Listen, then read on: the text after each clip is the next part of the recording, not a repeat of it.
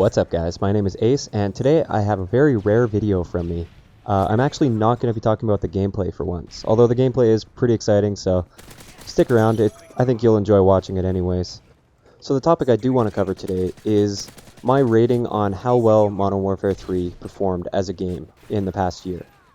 I know there's a lot of haters that just say, oh yeah, it was a terrible game, I can't wait for Black Ops 2, Modern Warfare 3 sucked, but really in my mind it was a pretty good game if you think about all the little details. So I'm going to be covering all of these details. Basically I broke it up into 7 different criteria that I think make a good Call of Duty. And these are gun balance, perk balance, kill streak balance, innovation, map design, the connection or the net code, basically how well it runs online, and developer support. Keep in mind that these are just going to be my opinions, and if you disagree, that's completely fine with me. Leave it in the comment section below if you want, and I will have a look at those. So let's start it off with gun balance. In my mind, the guns in Modern Warfare 3 were quite balanced. Sure, there's the odd gun like the ACR, the MP7 that are known as the best, but they really weren't so far ahead of every other gun that it made other guns useless, kind of like the FAMAS did in Black Ops. The only gun that I really felt was unbalanced, or maybe a little bit overpowered as people like to call it, is the Akimbo FMG9s. These guns were really annoying at the beginning of Modern Warfare 3, but since they've been patched, I really haven't had a problem with them at all. I think Infinity Ward did an awesome job of balancing these out and making them so they're still usable, but they're no longer unfair. So overall, I think Modern Warfare 3 did an awesome job with gun balance. There were never any deaths that I get where I think, oh my god, he's using the ACR, that's the only reason he killed me. Really, every gun is usable in the game, and you can do fairly well with any gun. So, because of that, I will give them a rating of 8 out of 10 for gun balance. So now let's move on to perk balance. Many of the perks in Modern Warfare 3 were pretty balanced, but some definitely could have been nerfed or buffed a little bit. Assassin is the main perk that I'm talking about that should have been nerfed. The base ability to stay off UAVs and counter UAVs was awesome. I like that.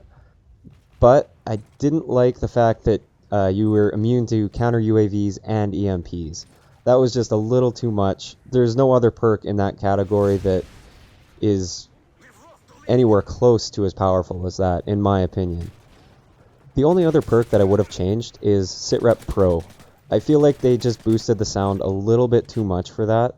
I did like the fact that it countered dead silence, but I think it shouldn't have been to the extent that it did. So overall, for perk balance, I would give Modern Warfare 3 a 8 out of 10 as well. A few things could have been changed, but there weren't really any perks that I found to be game-breaking at all. So next we're going to look at Modern Warfare 3's kill streak balance. The obvious problems in this area are the stealth bomber and the EMP, in my opinion. I think that the stealth bomber should have been in the assault package rather than the support package. I don't think any kill streaks in the support package should have been lethal. I think it was just a little too rewarding for people that really didn't have to do too much to get it. I did like the fact that there was a support class, but there shouldn't be any lethals. So I would have put stealth bomber at maybe an 8 or a 9 kill streak in the assault package, and I think it would have been awesome. As for the EMP, I also think that was just a little bit too easy to get. It's a very powerful kill streak, and I could sometimes get 4 in a game. So that's just way too much in my opinion.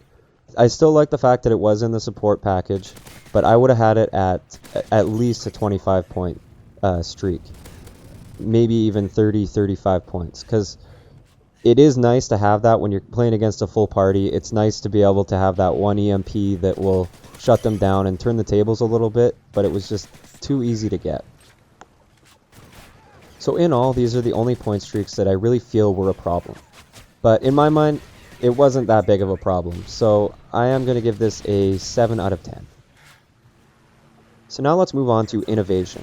I know Woody's Gamertag just did a whole video covering innovation in Modern Warfare 3, so I'm not going to go into too much detail, but I'll cover the main points. I feel like the introduction of specialists and support was awesome. It really rewarded different playing styles, so it's not just the kill whores that are being rewarded with point streaks. Now it's also the objective players and those guys that want to improve their character by adding perks rather than just getting assault kill streaks. The addition of these different point streak packages also kind of kept the game fresh in my mind.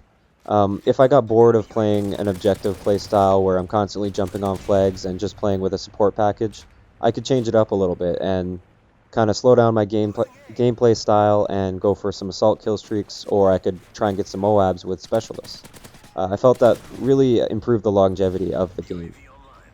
The next innovation that I really liked in this game was the addition of the MOAB. I really like how it gave players a difficult challenge that really felt rewarding to complete without ruining the rest of the game like the nuke did in Modern Warfare 2.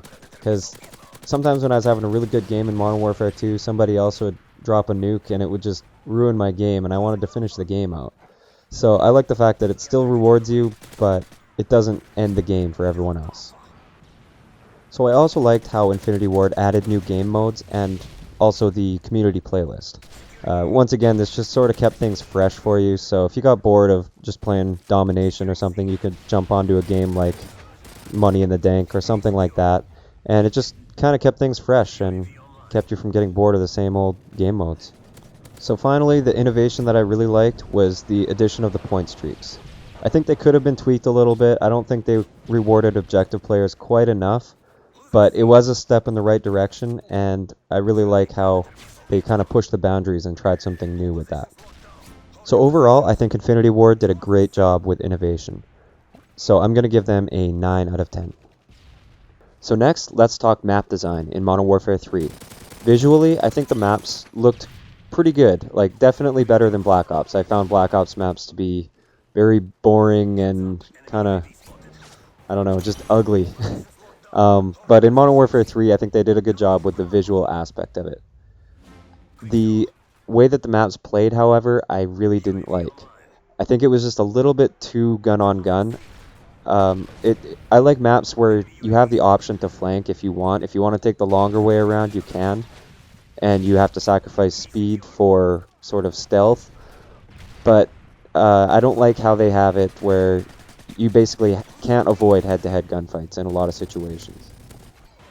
So I'm going to give Modern Warfare 3 a 6 out of 10 on map design. They look great, but many of them really didn't play that well at all. So, good but not great. So now let's move on to connection or netcode, whatever you want to call it. Just basically how well the game played online. I think this area was sort of hit and miss for people, and this is mainly due to lag compensation. In theory, lag compensation sounds great, but in practice, as we've seen, it doesn't work out very well. It seemed to harm people with really good internet connections more than anyone. I personally sort of live in the middle of nowhere, so I actually have a wireless internet service provider, so I don't even have a cable internet. So I didn't really experience this problem of having lag compensation not work in my favor. In fact, it probably did work in my favor more often than not. So I can't really comment on the negative impact of lag compensation, but I do understand that a lot of people did have problems with it, so I will take that into consideration. For me personally, I think the connections in Modern Warfare 3 were quite good, compared to other games at least. There's always room for improvement in this area, but I think they were more consistent than Black Ops. So I'm going to give them a 7 out of 10 in this category. Alright, so last but not least is developer support. When compared to the support in Modern Warfare 2, Infinity Ward did a pretty good job. They successfully patched guns and they added new game modes. They had a pretty large variety of DLC, although the maps weren't that great. Having said that, they still could have done a little bit more. Some of the patches were long overdue. Call of Duty Elite was absolutely terribly implemented, and some issues were never really addressed, like Assassin, although I'm not sure if they could even address those. So for support, I will give Modern Warfare 3 a 7 out of 10 as well.